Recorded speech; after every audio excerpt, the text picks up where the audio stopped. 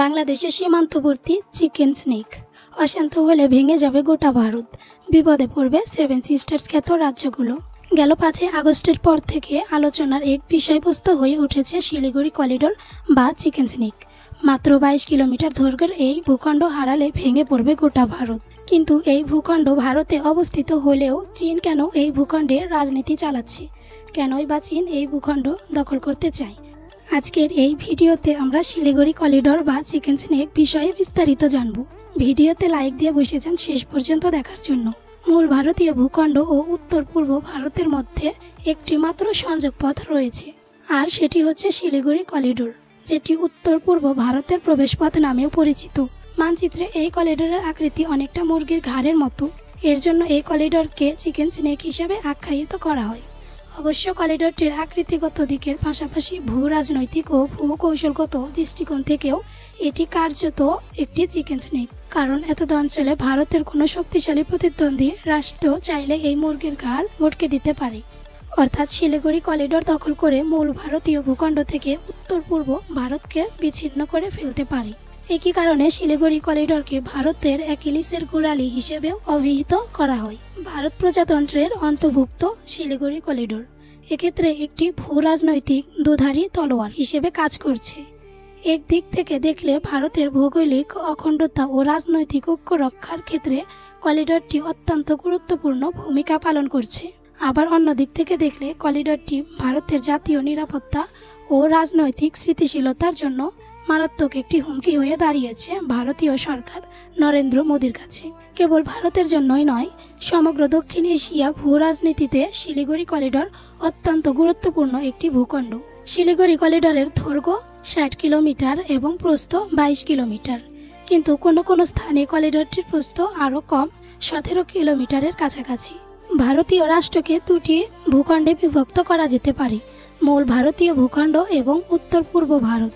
শিলিগুড়ি করিডোরের মাধ্যমে ভারতীয় রাষ্ট্রের এই দুটি অংশ পরস্পরের সঙ্গে যুক্ত হয়েছে। অর্থাৎ যদি শিলিগুড়ি করিডোর না থাকতো, সেক্ষেত্রে মূল ভারতীয় ভূখণ্ডের সঙ্গে উত্তর পূর্ব ভারতের কোনো স্থল সংযোগ থাকতো না। উত্তর পূর্ব ভারত সম্পূর্ণভাবে স্থল বিশিষ্ট, অর্থাৎ উত্তর পূর্ব ভারতের সীমান্তে কোনো সমুদ্র নেই।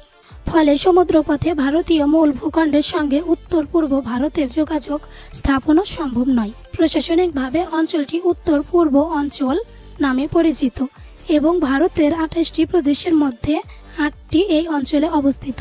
প্রদেশগুলো হচ্ছে সিকিম, আসাম, মেঘালয়, ত্রিপুরা, মিজোরাম, মণিপুর, নাগাল্যান্ড এবং অরুণাচল প্রদেশ।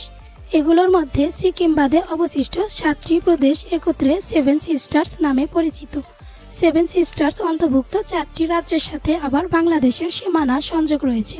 সেসব হলো আসাম, মেঘালয়, মিজোরাম, ত্রিপুরা। আগে এসব অঞ্চল ভারতের অন্তর্ভুক্ত ছিল না, আসামের মাধ্যমে যুক্ত হয়েছে ভারতে। এই সেভেন সিস্টার্স প্রদেশগুলো রাজনৈতিক ও ভৌগোলিকভাবে ভারতীয় রাষ্ট্রের কেন্দ্রবিন্দু রাজধানী নয়াদিল্লি থেকে বহু দূরে অবস্থিত। এই রাজ্যগুলো বিভিন্ন দিক দিয়ে একে অপরের উপরে নির্ভরশীল। সংস্কৃতি, ধর্ম, কৃষ্টি, কালচার এক না হলেও নানা ক্ষেত্রেই রয়েছে তাদের মিল।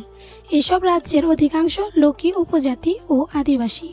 রাজ্যগুলোর জাতি ও ধর্মীয় অমিল থাকলেও রাজনীতি, অর্থনীতি নানা বিষয়ে সংযোগ রয়েছে। 7টি রাজ্যের মোট আয়তন 2,62,184 বর্গ কিলোমিটার, যা ভারতের প্রায় 4% এলাকা নিয়ে গঠিত। উল্লেখ্য, এই অঞ্চলের সীমানা ও মালিকানা পুরোপুরিভাবে সুনির্দিষ্ট নয়, কারণ চীন অরুণাচল প্রদেশের বৃহদাংশকে দক্ষিণ তিব্বত হিসাবে অভিহিত করে এবং একে চীনের অন্তর্গত তিব্বত স্বায়ত্তশাসিত অঞ্চলের অংশ হিসাবে দাবি করে। আর এখন তো ভারত, ভুটান, চীনের সীমান্তে মিশেছে তিব্বতের চম্বি উপত্যকার খুব কাছে। সিকিমের কাপুপের কাছে এখন যেখানে চীনা সেনার ঘাঁটি রয়েছে, সেখান থেকে শিলিগুড়ি করিডোরের নাগরাকাটা আকাশপথে মোটামুটি 45 থেকে 50 কিলোমিটার। সেই দূরত্ব কমাতেই চীনা সেনা ডোকলাম কবজা করতে চাইছে, কারণ ডোকলাম থেকে নাগরাকাটার আকাশপথের দূরত্ব বড়জোর 25 কিলোমিটার। ডোকলামের স্থিতাবস্থা চলছে বলে এখন হা জেলার মধ্য দিয়েই অন্য রাস্তা খুঁজছে চীন, যাতে ভুটানের মধ্য দিয়ে শিলিগুড়ি করিডোরের খুব কাছে ঘাঁটি গাড়া সম্ভব হয়। ডোকলামে ইতিমধ্যে বেশ কয়েকটি কংক্রিট হেলিপ্যাড, কংক্রিটের ছাউনি, সুড়ঙ্গ, নজরদারি টাওয়ার তৈরি করেছে চীনা সেনা। বেশ কিছু নতুন বাসকারও বানিয়েছে, আর রাস্তা তো তৈরি করেইছে। তবে ডোকলামের সর্বোচ্চ অংশটিতে ভারতীয় সেনা মোতায়েন থাকার নজরদারির দিক দিয়ে তারা কিছুটা সুবিধাজনক অবস্থানে রয়েছে। ভুটানের সঙ্গে সীমান্ত বিবাদ নিয়ে চীনের আলোচনা চলছে ঠিকই, কিন্তু তার আগে ভুটানের পশ্চিম দিকে ক্রমে এগিয়ে আসছে চীন। সেনার অবাধ গতিবিধি লক্ষ্য করা যাচ্ছে। আগে যদিও এক বা দুবার চীনের সেনা লং রুট পেট্রোলিংয়ে ভুটানের ভেতরে যেত, এখন প্রায়ই তাদের ওই এলাকায় দেখা যাচ্ছে। চীনের আম নাগরিকরাও মাঝে মধ্যে ভুটানি সেনার শিবিরে এসে কথাবার্তা বলে যাচ্ছেন। এসবে ভুটানের দিক থেকেও তেমন কোনো বাধাও আসছে না। হতেও পারে চীন দখল করবে এই চিকেন স্নেক, আবার নাও করতে পারে।